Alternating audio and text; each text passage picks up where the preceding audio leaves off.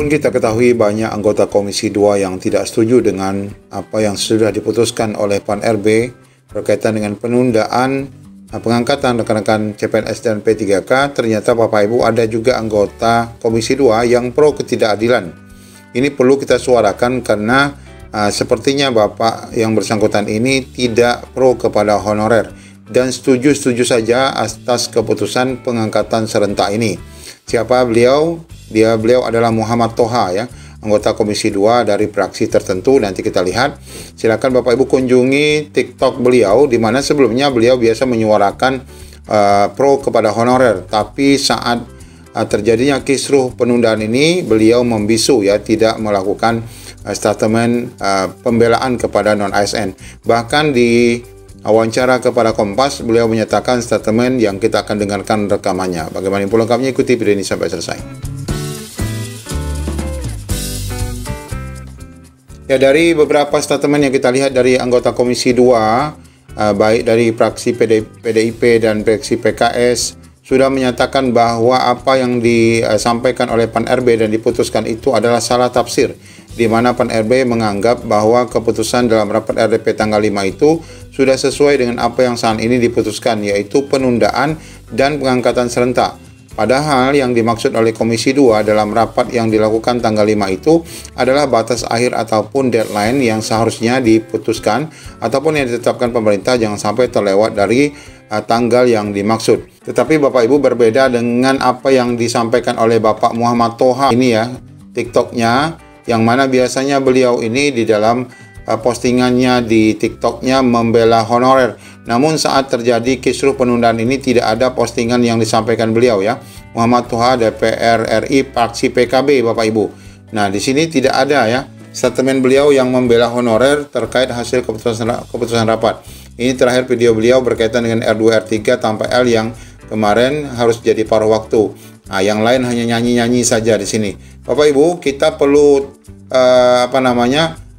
perwakilan-perwakilan yang pro honorer, yang membela kepentingan rakyat, bukan membela kepentingan yang tidak berpihak kepada keadilan. Bapak Ibu, dalam wawancara yang dilakukan oleh Bapak Muhammad Toha ini, di saat ada wawancara di Kompas TV, beliau menyebutkan bahwa honorer harus menunggu, harus bersabar menunggu, dan kita harus mengikuti keputusan, katanya begitu. Ini tidak pro sekali kepada honorer. Ya, kita tidak butuh ya anggota wakil rakyat seperti ini, dan kita khawatir nanti apabila ada RDP ulang bersama PAN RB, orang-orang seperti inilah yang akan menjadi penghalang ya dari hasil rapat terbaru yang akan nanti membela honorer. Ya, sangat disayangkan sekali ya wakil rakyat kita ini ternyata tidak memihak kepada rakyat. Baik Bapak Ibu, kita coba dengarkan rekamannya. Penyesuaian pengangkatan calon aparatur sipil negara atau CASN 2024 terus menjadi perhatian. Pengangkatan mereka sebagai pegawai negeri mengalami penyesuaian jadwal yang membuat pengangkatan dijadwalkan berlangsung pada akhir 2025 atau awal 2026. Menanggapi hal ini, anggota Komisi 2 DPR RI fraksi PKB, Muhammad Toha, meminta peserta yang telah terlanjur resign untuk tetap bersabar menunggu pengangkatan serentak. Jadi kalau yang sudah terlanjur resign ya sabar menunggu gitu. Kan sudah genah dapat SK nanti kan. Sebenarnya yang kemarin tidak L, R2, R1, R2, R3 tapi tidak L, itu pun sebenarnya sudah L lulus. Ya, tapi paruh waktu. Tinggal nunggu nanti yang pensiun siapa jadi penuh waktu gitu. Toha juga menjelaskan, perubahan ini tidak hanya berlaku bagi CPNS, tetapi juga untuk pengangkatan pegawai pemerintah dengan perjanjian kerja atau P3K. Ya, mereka harus menunggu itu pengangkatannya karena nanti disatukan dari tahap 1 dan tahap 2 disatukan jadi satu pengangkatannya. Kemudian yang P3K juga disatukan pengangkatannya di 26 ya. Jadi itu memang rumit karena datanya juga kadang-kadang ngalor ngidul juga nih. Tapi insya Allah ini sekarang sudah datanya sudah valid sih. Toha juga membantah anggapan bahwa ada penundaan dalam pengangkatan CPNS maupun P3K. Menurutnya, ini bukan penundaan, melainkan strategi untuk menyatukan seluruh proses agar lebih efektif. Bukan ditunda ya, nanti dibersamakan. Jadi kan ada tahap 1, nanti ada tahap 2. Kenapa ada tahap 2? Karena seleksi P3K yang pertama itu belum selesai semuanya dari jumlah 1.780.000 sekian. Sebenarnya kan jumlahnya 2.300.000 dulu, ya. 2002, 2003, 2004 itu sudah diselesaikan sekitar 500, tinggal 1.780.000 sekian. Ini lagi rame-rame nih, CASN ditunda begitu, tapi ada yang bilang sebenarnya bukan ditunda gitu, ya, Bu. Cuma mundur aja. Cuma mundur aja. Jadi ini sebenarnya ditunda, disesuaikan atau ini seperti apa sih Pak kesepakatannya? Ya, kesepakatan dengan rapat kemarin tuh hasilnya gimana gitu Pak? Karena ini bikin galau se-Indonesia nih Pak. Ya.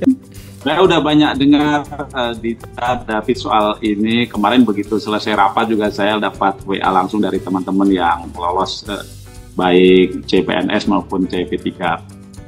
Ya. Yang jelas kalau kita ikuti rapat dari awal sampai akhir, aspirasi teman-teman Komisi 2 itu sebenarnya ingin mempercepat, maka itu ya yang disimpulkan ya. Kalau kalimatnya itu kan mempercepat penataan bla bla bla bla bla dan penyelesaian di bulan. Sebenarnya itu kita Komisi 2 itu memberikan batas maksimal atau batas akhir penataan dan penyelesaian itu tidak boleh lewat gitu, tidak boleh lewat dari.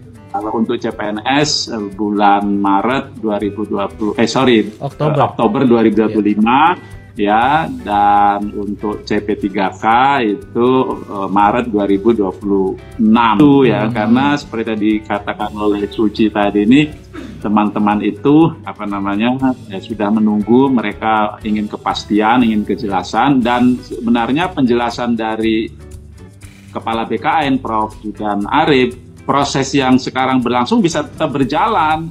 Yang tadi diceritakan itu sekarang ini kan untuk yang CPNS itu sudah mengisi daftar riwayat hidup dan sudah mulai pengusulan nomor induk pegawai, termasuk yang CP3K tahap 1 itu sudah juga mengisi daftar riwayat hidup teman-teman yang dinyatakan diterima itu, dan mulai juga diusulkan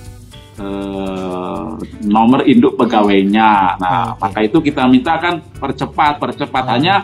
Kita kan butuh kapan proses itu harus berakhir kan. Nah, maka kita bilang ya tidak boleh lewat. Sebenarnya itu memahaminya tidak boleh kalau dari aspirasi yang berkembang ya, tidak boleh kelewat gitu ya, tidak boleh kelewat.